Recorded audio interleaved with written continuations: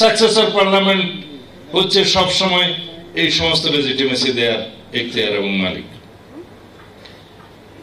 এটা প্রসঙ্গক্রমে এখানে বলি যে সাকসেসর পার্লামেন্টের ক্ষমতা খর্ব করা হয়েছিল আর্টিকেল 7A and B এর মধ্য দিয়ে।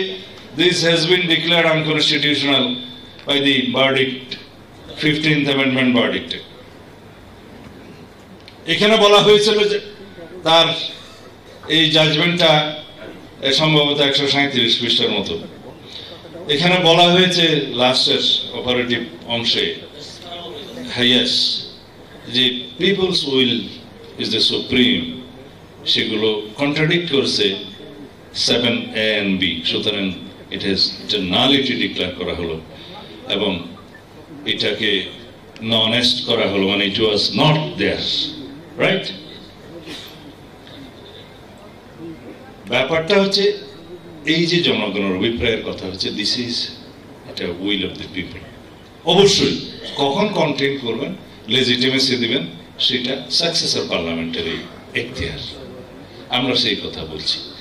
এখন যদি বলা হয় জনগণের অভিপ্রায়ে এই সরকার গঠিত হয়েছে, ইয়েস, গণ অভ্যুত্থানের অভিপ্রায়ে এই সরকার গঠিত হয়েছে, কিন্তু সেই অভিপ্রায়টাকে লেজিটিমেসি দেওয়ার জন্য আমার আর্টিকেল 106 এর আশ্রয় নিতে হয়েছে। এমনি এমনি হয় নাই। বলছে এটা না সাংবিধানিক সরকার, না বিপ্লবী সরকার, শহীদ মিনারে যে ডিক্লারেশন দিয়ে যে কোন সরকার হয় সেটা হয় নাই, হয় নাই। কিন্তু মাঝামাঝি সরকার বলতে তো কিছু নাই। আমার এক বন্ধু আমাদের ছাত্র জীবনায় তার মানে হবু বধূকে নিয়ে সাথে ঘুরছিল। তা আমরা জিজ্ঞেস করলাম কে, বলবে যে আমরা প্রায় বিবাহিত। আমরা জিজ্ঞেস করলাম এইটা আইনের দৃষ্টিতে প্রায় বিবাহিত হয় না? তুমি আইনের ছাত্র, আমাদের এক আইনের বন্ধু, এটা হয় বিবাহিত অথবা অবিবাহিত, ইন বিটুইন কিছু নাই। এখন কি এটা প্রায় অসাংবিধানিক সরকার বা প্রায় বিপ্লবী সরকার এরকম কোন টার্ম আছে যারা বলছে? নো। সরকারকে বৈধ হতে হয় এবং সরকারের বৈধতা দেওয়ার জন্য এই অভিপ্রায়কে লেজিটিমেট করার জন্য আর্টিকেল 106 এর আশ্রয় নেওয়া হয়েছে। এই আর্টিকেল 106 নিয়ে কথা বলছে তারা যে প্রধানমন্ত্রীর পরামর্শ ছাড়া তো তিনি দুইটা কাজ ছাড়া আর্টিকেল 48 এর 3 অনুসারে প্রেসিডেন্ট আর কিছু করতে পারে না।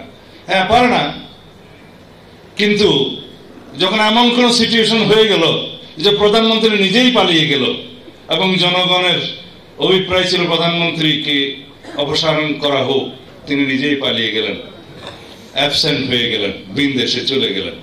তা এখন কি ভালো হতো যে দিল্লি থেকে দস্তখত নিয়ে এসে শেখ হাসিনা তারপরে প্রেসিডেন্ট পাঠায় সুপ্রিম কোর্টে? অবস্থাটা কি সেরকম ছিল? এটাকেই বলা হয় যে এটার ব্যবহার করে আমাদের ইনজাস্টিস খায়রুল হক, আমি চিফ জাস্টিস বলতে চাই না, যে জাজমেন্টটা দিয়েছিলেন 15th অ্যামেন্ডমেন্টের শর্ট ভার্ডিক্ট, এখানে তিনি 3টা ডক্ট্রিনের কথা একেবারেই উল্লেখ করেছেন। প্রথমটা ছিল যে ডক্ট্রিন অফ নেসেসিটি, যে which is otherwise unlawful, necessity makes it lawful, বলছে এটা। দ্বিতীয়টা বলছে যে safety of the people is the supreme law and safety of the country is the supreme law. এগুলোর রোমান টার্ম আছে, এগুলা আমি বলতে চাই না।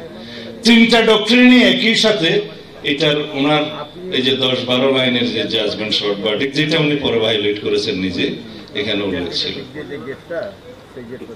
তো যে বিষয়টা সুপ্রিম কোর্ট আমলে নেয়, যে বিষয়টা সবসময় সুপ্রিম কোর্টের অরিজিনাল সিভিল জুরিসডিকশন, সেই বিষয়টা হচ্ছে যে supreme court is the guardian.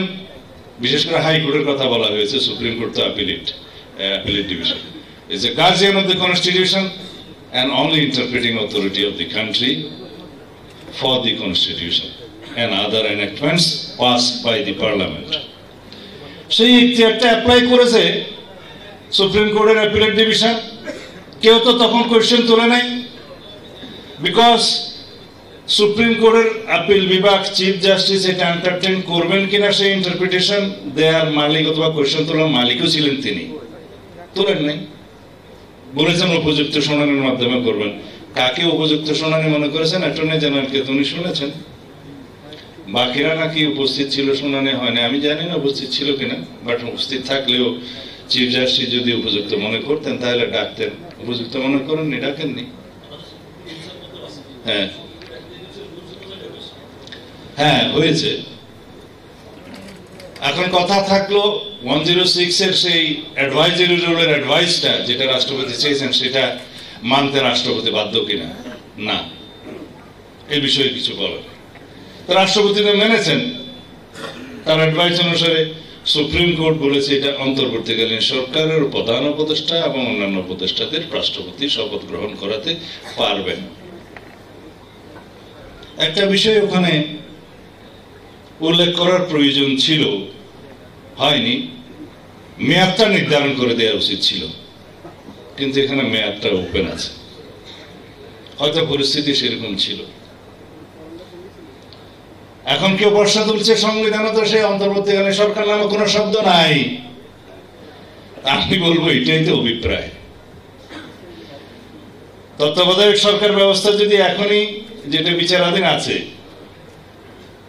Appellate ডিভিশনে রিভিউতে, সেটা যদি রিইনস্টেট হয় একেবারে সেম এজ হতে পারে। এটা আমার প্রেডিকশন করা ঠিক হবে না, এটা এখন সাব জুডিস হবে। তবে এটা পলিটিক্যাল বক্তব্য হিসেবে বলছি, যদি হয় তাহলে এটা ডক্ট্রিন অফ এক্লিপস অনুসারে অ্যাজ ইট ওয়াজ রিইনস্টেট হবে। কিন্তু রিভিউ অ্যাপিলেট বিভাগ চাইলে সেখানে কিছু পরামর্শ দিতে পারবেন,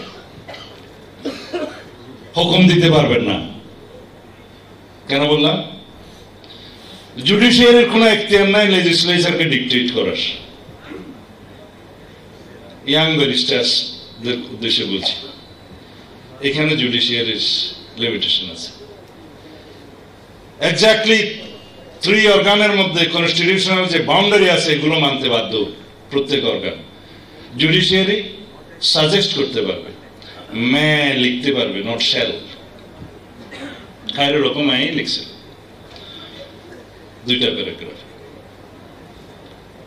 কিছু সাজেশন দিতে পারবে, যাতে চিফ জাস্টিস যেভাবে বক্তৃতা দিয়েছেন শুনেছি, যাতে ভবিষ্যতে কেয়ারটেকার গভর্নমেন্ট নিয়ে যাতে আর কোন রকমের নাড়াচাড়া না হয়, এটার স্ট্রাকচারটা যাতে একটা স্থায়িত্ব পায়, সেই জন্য কিছু অবজারভেশন ওনাদের থাকবে।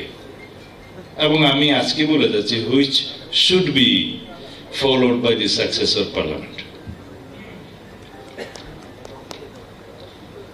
এখনো তাহলে দেওয়ার কিছু নাই, পার্লামেন্ট হোক তারপর।